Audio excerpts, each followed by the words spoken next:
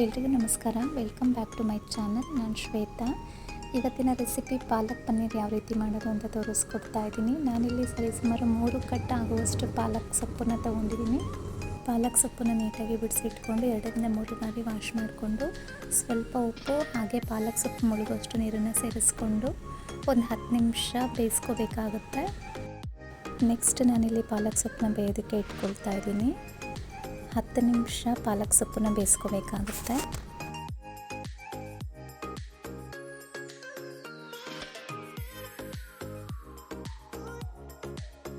10 ನಿಮಿಷ ಆದ ನಂತರ ಈ ರೀತಿ ಪಾಲಕ್ ಸೊಪ್ಪು ಬೆಂದಾಗಿದೆ, ಕಂಪ್ಲೀಟಾಗಿ ಬೆಂದಾಗಿದೆ.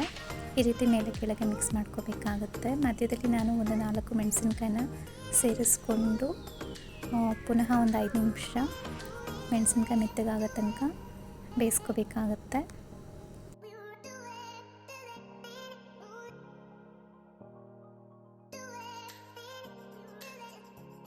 ಸಾಕಾಗುತ್ತೆ, ಕಂಪ್ಲೀಟಾಗಿ ಬೆಂದಾಗಿದೆ. ಈಗ ನೀರನ್ನು ಸಪ್ರೇಟ್ ಮಾಡ್ಕೊಳ್ಳೋಣ. ಒಂದು ಜಾಲರಿಗೆ ನಾನಿಲ್ಲಿ ಪಾಲಕ್ ಸೊಪ್ಪನ್ನ ಹಾಕ್ಕೊಂಡು ನೀರನ್ನು ಸಪ್ರೇಟಾಗಿ ತೆಗೆದು ಪಾಲಕ್ ಸೊಪ್ಪನ್ನ ಸಪ್ರೇಟಾಗಿ ಎತ್ತಿಟ್ಕೊಳ್ತಾ ಇದ್ದೀನಿ. ನೆಕ್ಸ್ಟ್ ನಾನಿಲ್ಲಿ 3 ನೀರುಳ್ಳಿನ ಹೆಚ್ಚಿಟ್ಕೊಳ್ತಾ ಇದ್ದೀನಿ. ಹಾಗೆ ಪನ್ನೀರನ್ನ ಚಿಕ್ಕದಾಗಿ ಕಟ್ ಮಾಡಿ ಇಟ್ಕೊಳ್ತಾ ಇದ್ದೀನಿ.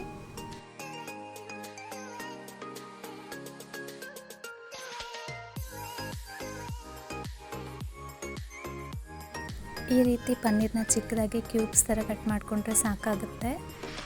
ತಾವಿಲ್ಲಿ ನೋಡ್ತಾ ಇರ್ಬೋದು. ನೆಕ್ಸ್ಟ್ ನಾನಿಲ್ಲಿ ಒಂದು ಜಾರಿಗೆ ಒಂದು 4 ಗೋಡಂಬಿನ ಹಾಕ್ಕೊಂಡು ಹಾಗೆ ಬೇಯಿಸಿಟ್ಕೊಂಡಿರೋ ಪಾಲಕ್ ಸೊಪ್ಪು ಹಾಗೆ ಮೆಣಸಿನ್ಕಾಯಿನ ಸೇರಿಸ್ಕೊಂಡು ನೀಟಾಗಿ ಫೈನ್ ಪೇಸ್ಟ್ ಥರ ಮಾಡ್ಕೋಬೇಕಾಗುತ್ತೆ.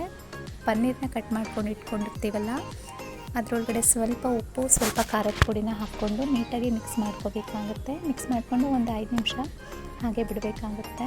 ತಾವಿಲ್ಲಿ ನೋಡ್ತಾ ಇರ್ಬೋದು. ಈ ರೀತಿ ಮಿಕ್ಸ್ ಮಾಡ್ಕೊಳ್ರಿ. ನೆಕ್ಸ್ಟ್ ನಾನಿಲ್ಲಿ ಒಂದು ಬೆಳ್ಳುಳ್ಳಿನ ನೀಟಾಗಿ ಬಿಡಿಸಿಟ್ಕೊಂಡು ಚಿಕ್ಕದಾಗಿ ಕಟ್ ಮಾಡಿ ಇಟ್ಕೊಳ್ತಾ ಇದ್ದೀನಿ.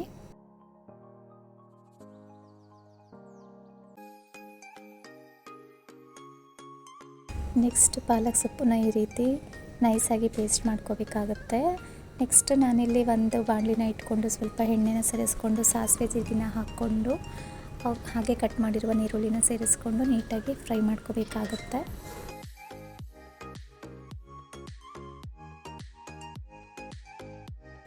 ಮಧ್ಯದಲ್ಲಿ ಸ್ವಲ್ಪ ಉಪ್ಪನ್ನ ಸೇರಿಸ್ಕೊಂಡು ಫ್ರೈ ಮಾಡ್ಕೊಳ್ತಾ ಇದ್ದೀನಿ.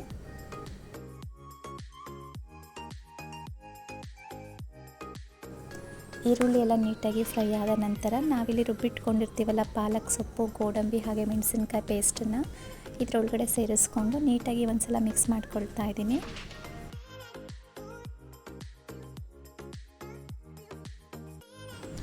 ನೆಕ್ಸ್ಟ್ ಸ್ವಲ್ಪ ಗರಂ ಮಸಾಲನ ಹಾಕ್ಕೊಂಡು ನೀಟಾಗಿ ಮಿಕ್ಸ್ ಮಾಡ್ಕೋಬೇಕಾಗುತ್ತೆ.